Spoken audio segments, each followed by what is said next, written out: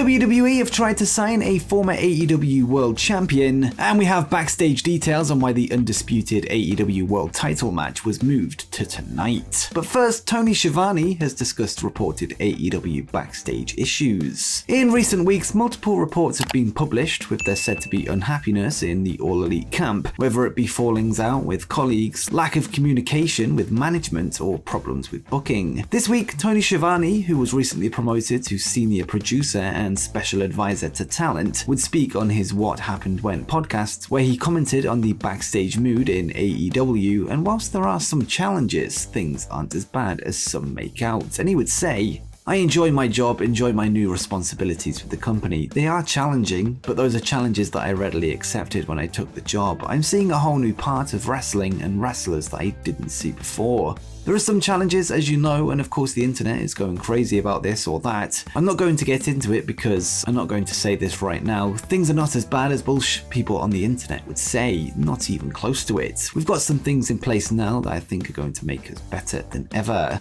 These new quotes follow comments from Schiavone that he hopes to improve communication in AEW, with him acting as a liaison between talent and higher-ups.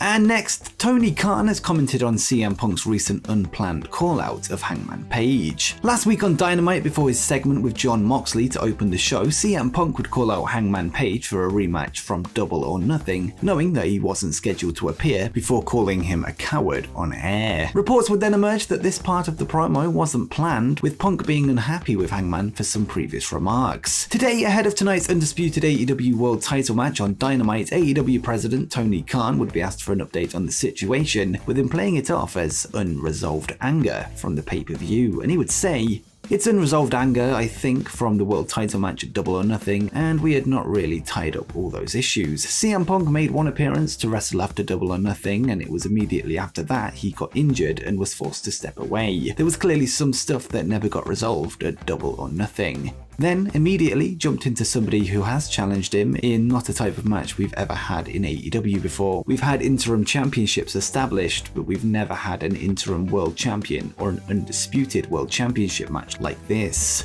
It seems that for now we're not going to get any backstage scoops from AEW's top boss, with him even managing to get the plug in for tonight's event in classic TK fashion. Either way, next up for Punk is the biggest match of his AEW career thus far, when he puts his AEW World title on the line when he takes on interim world champion Jon Moxley to crown the undisputed champion, with the match taking place in just a few hours' time. But what are your final predictions for the huge title match? Let me know in the comments down below. Next up, Eddie Kingston wants to battle a Japanese legend. Throughout his time in All Elite Wrestling, Eddie Kingston has showcased his Japanese-inspired offense, with him idolizing the legends of All Japan Pro Wrestling. One of the most prominent wrestlers in All Japan through its glory days in the 90s was Jun Akiyama, somebody who is still active to this day, with him working in DDT Pro Wrestling. This week, appearing on the Under the Ring podcast, Eddie would talk of his love for the King's Road style of wrestling, his recent match with Akiyama's student Konosuke Takeshita, as well as his goal to wrestle his idol, and he would say, "I loved every second of it. It's a style that I enjoy, it's a style that I'm still studying. The King's Road, the All Japan, or the Noah style, whatever you want to call it, I'm still studying it. I'll never learn all of it, but that's the point. I want to keep learning." Being in there with him was amazing. It was also one of my tests for me to see if I could beat this kid who is a young up-and-comer and is still learning under one of my heroes and one of my dream matches, Jun Akiyama. He's studying under him, so if I don't get the match with Akiyama, this is the closest I'll get to him.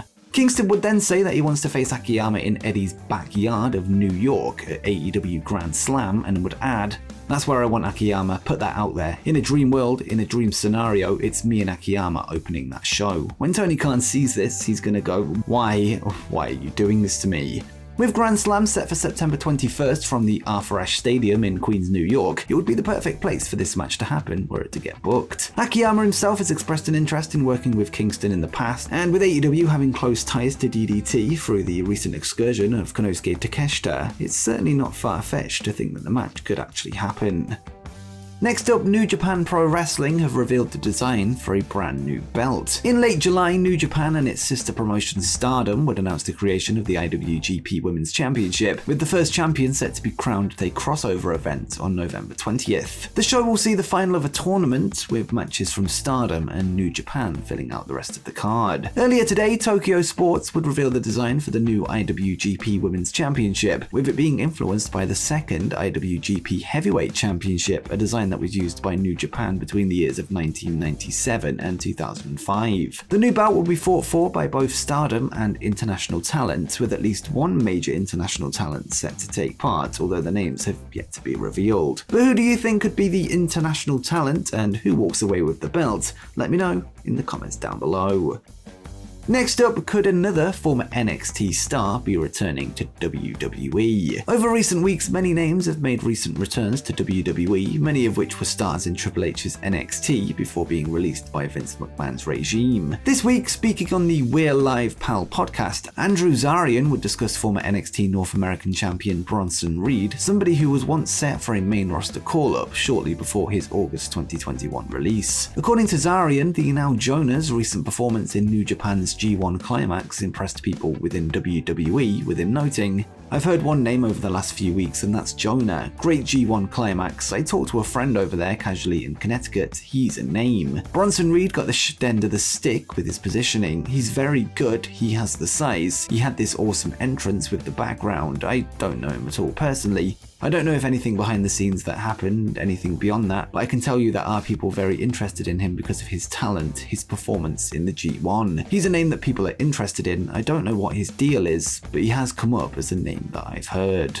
Going by his current ring name of Jonah, he would finish in this year's G1 Climax in second place in Block A with 8 points, just 2 points behind block winner and eventual tournament winner Kazuchika Okada. He would win all but 2 of his matches, defeating Okada, Jeff Cobb, Bad Luck Fale, and Tom Lawler, losing to Toru Yano and Lance Archer. And next, WWE are set to hold 2 title unification matches. Last week, NXT UK champion Tyler Bate would return to NXT to confront current NXT champion Bron Breakker. This week, a unification match between the 2 champions would be announced, with both belts on the line after Bate called out Breakker and challenged him for a match to crown the one NXT champion. The match will go down on September 4th at the Worlds Collide event, a show that will bring an end to the NXT UK brand following the recent announcement of NXT Europe. The show will take place the night after WWE Clash at the Castle in Wales. This isn't the only unification match that will take place, as a triple threat will be held between NXT Women's Champion Mandy Rose, NXT UK Women's Champion Meiko Satomura, and the challenger Blair Davenport, the former Bea Priestley in AEW. Davenport found herself added to the match after reminding everyone that she was the #1 contender for the NXT UK Women's title, with the contracts for both bouts being signed on last night's show. Next up, the son of a current AEW star has debuted in NXT. Elsewhere on NXT last night, a vignette would air to introduce NXT UK superstar Charlie Dempsey, with him showing the students of the Andre Chase University some grappling techniques. Dempsey would get a little carried away with himself, with Chase explaining that it was only supposed to be an exhibition, before Charlie told the students to Google Billy Robinson, who was a British pro wrestler and instructor. Some may not be aware, but Charlie is in fact the son of current AEW manager William Regal, with him thrown back to his father's roots during the segment. Dempsey made his NXT UK in-ring debut in February 2021 and has since worked for WWE's UK developmental brand as well as Progress Wrestling, with him also having prior experience across Europe with promotions such as WXW. With Triple H being close friends with Regal, it's likely that Charlie will be somewhat of a project for WWE's new head of creative, with him showing early similarities to his legendary father, although he will no doubt want to blaze his own path going forward. And next up, WWE tried to sign a former AEW World Champion. Since Triple H took the reins as WWE Head of Creative, multiple returns have taken place, including Johnny Gargano, Karrion Kross, and Io Shirai. With the ongoing ex-WWE names heading back to the main roster, there was recently a report from Fightful Select that revealed a current AEW wrestler had been contacted, this despite them knowing that they were locked down to a contract, with the talent then passing the information on to AEW higher-ups, insistent that they were happy where they were. At the time, the identity of the individual wasn't yet known, but now a former AEW World Champion has taken to Twitter to hint that it may have been them. In response to a tweet from a fan that said they want to see Chris Jericho, Sami Zayn, and Kevin Owens as a faction in WWE, Jericho would respond by saying WWE higher-ups want it to happen soon, and he would tweet, well, some higher-ups want that to happen sooner than later, #tampering. It was recently reported by Fightful that Jericho has roughly 2 years left on his deal, taking him to 2024, so if WWE do have plans to bring him back, it can't happen just yet. For now, Jericho is set to face off with Daniel Garcia live on Dynamite tonight, after the youngest member of the Jericho Appreciation Society stopped Jericho's attack on Bryan Danielson last week. With that said, what do you think the future holds for Chris Jericho come 2024? Let me know in the comments down below.